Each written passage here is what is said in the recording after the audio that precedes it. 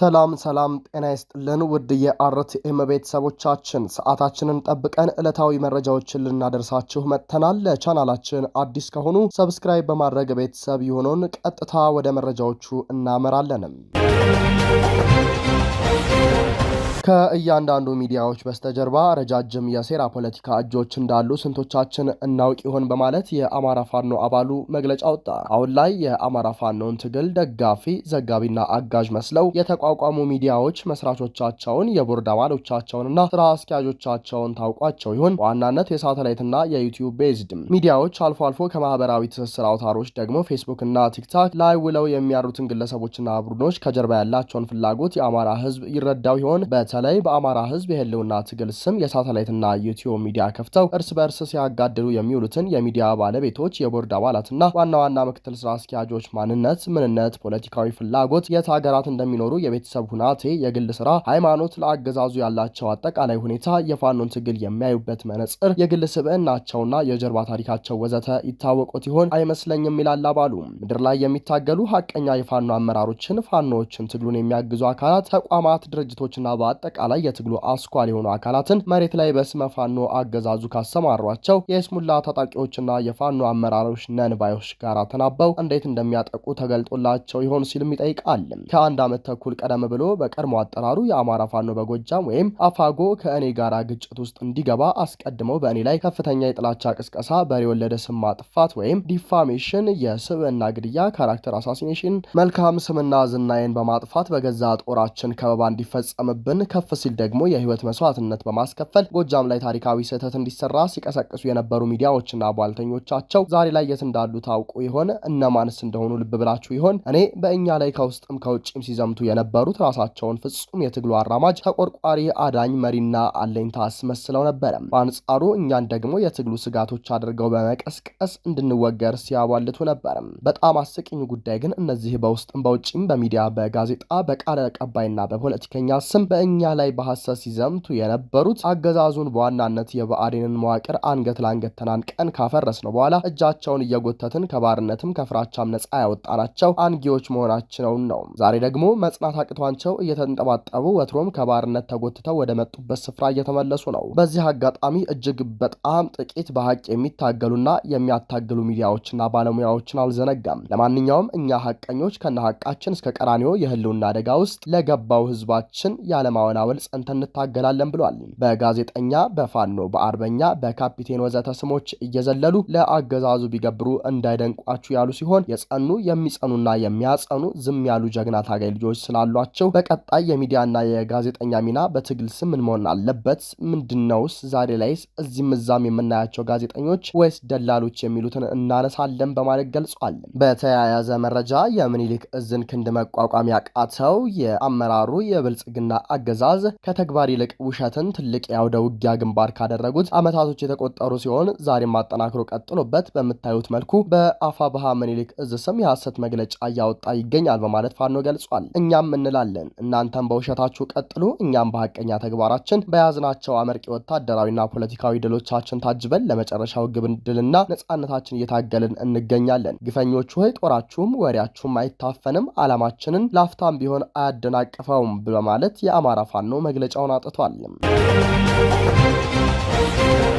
እናት ፓርቲ ለፌዴራል ሰበር ሰሚ ችሎት የይግባኝ አቤቱታ ማቅረቡን አስታወቀ። እናት ፓርቲ በዛሬው ዕለት ባወጣው መግለጫ ነው አቤቱታ ማቅረቡን ያስታወቀው። ፓርቲው የአዲስ አበባ ከተማ አስተዳደር ሚያዝያ 3 ቀን 2015 ዓ.ም ጀምሮ ተግባራዊ ያደረገውና የጣሪያና ግድግዳ የንብረት ገቢ ግብር ህገወጥ ነው በማለት እናት ፓርቲ ላለፉት 2 ዓመታት ተኩል ክስ መስርቶ ሲከራከር መቆየቱን አስታውሷል። እናት ፓርቲ የመሰረተውን ክስ ተከትሎ የፌዴራል ከፍተኛ ፍርድ ቤት ልደታ ምድብ አስተዳደር ችሎት ጥር 9 ቀን 2017 ዓ.ም ባስቻለው ችሎት መመሪያው ህገወጥ ተፈጻሚነት ሊኖረው አይገባም ሲል መመሪያው እንዲሻር በሙሉ ድምጽ መወሰኑ በተመሳሳይ ያወሳው ፓርቲው የከተማ አስተዳደሩ ይግባኝ ማለቱም አይዘነጋም። በዚህ የከተማ አስተዳደሩ ለፌዴራል ጠቅላይ ፍርድ ቤት 5ኛ ፍትሐ ብሔር ይግባኝ ሰሚ ችሎት ይግባኝ ጠይቆ ፍርድ ቤቱም ጥቅምት 7 ቀን 2018 ዓ.ም ባስቻለው ችሎት ፓርቲው ተከራይ እንጂ ቤትም ሆነ ቦታ የሌለው በመሆኑ ፓርቲው በዚህ ጉዳይ ላይ መብትም ሆነ ጥቅም የሌለው በመሆኑ ፓርቲው እንዲከራከር የወከለው አካል የሌለ በመሆኑ ክሱን የማቅረብና የመከራከር ስልጣን ስልጣን የለውም። የስር ፍርድ ቤትም ማከራከር አልነበረበትም። በመጀመሪያ ደረጃ መቃወሚያ መዝገቡን መዝጋት ነበረበት በማለት የስር ፍርድ ቤት ያሳለፈውን ውሳኔ ተሽሯል በማለት ውሳኔ እንዳሳለፈም ይታወሳል። እናት ፓርቲ ይህንን ክስ ሲመሰርት የከተማ አስተዳደሩ በማናለብኝነት ከህዝባችን እያንዳንዷ ሽርፍራፊ ሳንቲም ጭምር ለመንጠቅ በማሰብና ህዝብን ለመበዝበዝ ብቻ የተገበረው አዋጅ የህግ የመሰረትና ድጋፍ እንደሌለው በሙሉ ልብ አምኖበት መሆኑን ጠቅሷል። ትናንት ጥር 4 ቀን 2018 ዓ.ም የፌዴራል ጠቅላይ ፍርድ ቤት ባሳለፈው ውሳኔ ላይ መሰረታዊ የህግ ስህተት መፈጸሙን በግልጽ በማሳየት ለሰበር ሰሚ ችሎት ይግባኝ መጠየቁን አመልክቷል። መዝገቡም ለመጋቢት 14 ቀን 2018 ዓ.ም መቀጠሩን አስታውቋል።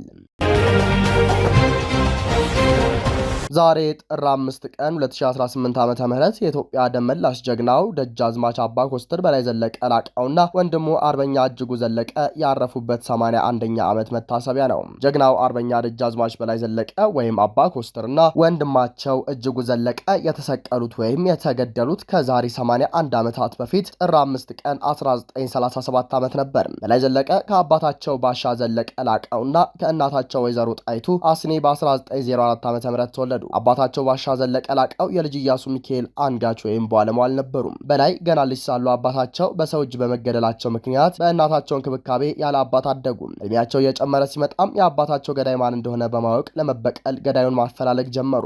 ለምጨን ተሻግረው የአባታቸውን ደም ለመበቀል ሲጠባበቁ ፋሺስት ኢጣሊያ ኢትዮጵያን ወረረች። በላይም ሀገርን የወረረውን የኢጣሊያን ጦር ለመውጋት ቆርጠው ተነሱ። ብዙ ተከታዮቻቸውንም በማፍራት ወደ አርበኝነት ገቡ። ጀግናው አርበኛ ከፋሺስት ኢጣሊያ ጋር ባደረጓቸው ተደጋጋሚ ውጊያዎች ታላላቅ ድሎችን አስመዝግበው በርካታ የኢጣሊያና የባንዳ ወታደሮችን በመማረክና በመግደል እንዲሁም የጠላት ጦር ካምፖችን በማቃጠል ታላቅ ጀብዶችን ፈጸሙ። የፋሽስት ኢጣሊያ ወረራ ጦር በበላይ ዘለቀና በሌሎች ጀግና ኢትዮጵያውያን ታላቅ ተጋድሎ ድል ሆኖ ከምድረ ኢትዮጵያ ከተባረረ በኋላ ንጉሠ ነገሥት አፄ ኃይለ ሥላሴ ከእንግሊዝ ወደ ኢትዮጵያ በሱዳን በኩል ሲገቡ በላይ ዘለቀ የጎጃምን ብዙ ጦር አሰልፈው ንጉሱን በታላቅ ድምቀት በመቀበል ታማኝነታቸውን አሳዩ።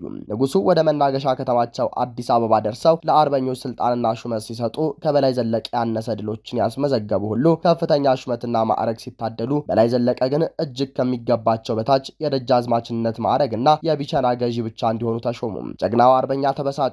በዚህም ምክንያት ከበላይ አካል ወይም ከአዲስ አበባ የሚመጣን ትዕዛዝ አይቀበልም በማለታቸው ከማዕከላዊ መንግስት ባለስልጣናትና ከመንግስት ታማኞች ጋር በተደጋጋሚ ግጭት ውስጥ ገቡ።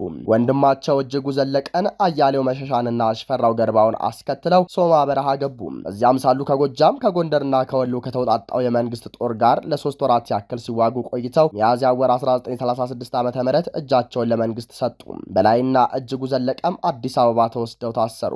አዲስ አበባ ለተወሰኑ ወራት ያህል በእስር ከቆዩ በኋላ ግን በላይና እጅጉ ከእስር ቤት አምልጠው ወደ ጎጃም ሲያመሩ በድጋሚ ተያዙ። በመጨረሻም ወንድማማቾቹ በላይ ዘለቀና እጅጉ ዘለቀ ጉዳያቸው በልዩ ፍርድ ቤት ታይቶ ታህሳስ 23 ቀን 1937 ዓ.ም የሞት ፍርድ ተፈረደባቸው። ጥር 4 ቀን 1937 ዓ.ም በገነተ ልዑል ቤተ መንግስት ዙፋን ችሎት ፊት ቀርበውም የሞት ፍርድ ጸናባቸው።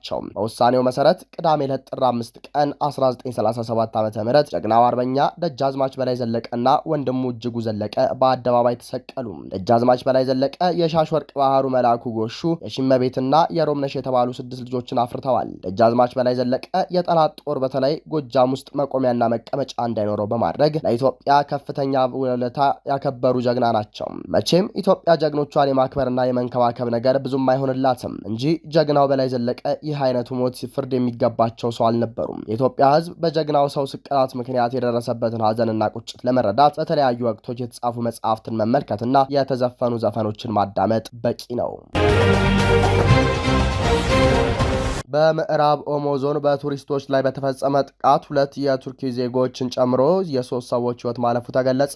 በደቡብ ምዕራብ ኢትዮጵያ ሕዝቦች ክልል በምዕራብ ኦሞ ዞን ቱሪ ወረዳ ጉብኝት ላይ በነበሩ ቱሪስቶች ላይ በተፈጸመ ጥቃት 2 የቱርኪ ዜጎችና 1 ኢትዮጵያዊ አሽከርካሪ መገደላቸውን የክልሉ መንግስት አስታውቋል። የክልሉ ኮሚኒኬሽን ቢሮ ባወጣው መግለጫ ጥቃቱ ማንነታቸው ያልታወቁ አርብቶ አደር ሽፍቶች ሲል በጠራቸው አካላት ትናንት ጥር 4 ቀን 2018 ዓ.ም ከጠዋቱ 2 ሰዓት ገደማ መፈጸሙን ገልጿል። በተፈጸመው ጥቃት የሶስቱ ንጹሃን ሰዎች ህይወት ማለፉን የገለጸው መግለጫው ድርጊቱ የተፈጸመው ለዝርፊያ ዓላማ እንደሆነም አመልክቷል።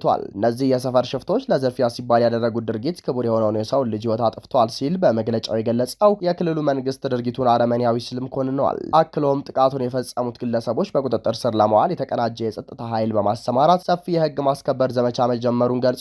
የክልሉ መንግስት በጥቃቱ ህይወታቸው ለጠፋ ወገኖች የተሰማውን ጥልቅ ሐዘን ገልጾ የአካባቢው ማህበረሰብ የጥቃት አድራሾቹን እንቅስቃሴ በመከታተልና ማንነታቸውን በማጋለጥ ለጸጥታ ኃይሉ ጥቆማ እንዲሰጥና ትብብር እንዲያደርግ ጥሪ አቅርቧል። ውድ የአርቲኤም ቤተሰቦቻችን ለሰዓቱ የነበረን መረጃ ይህንን ይመስላል። ቻናሉን ሰብስክራይብ በማድረግ ቤተሰብ እንድትሆኑ እየጋበዝን ቸር ተመኘን።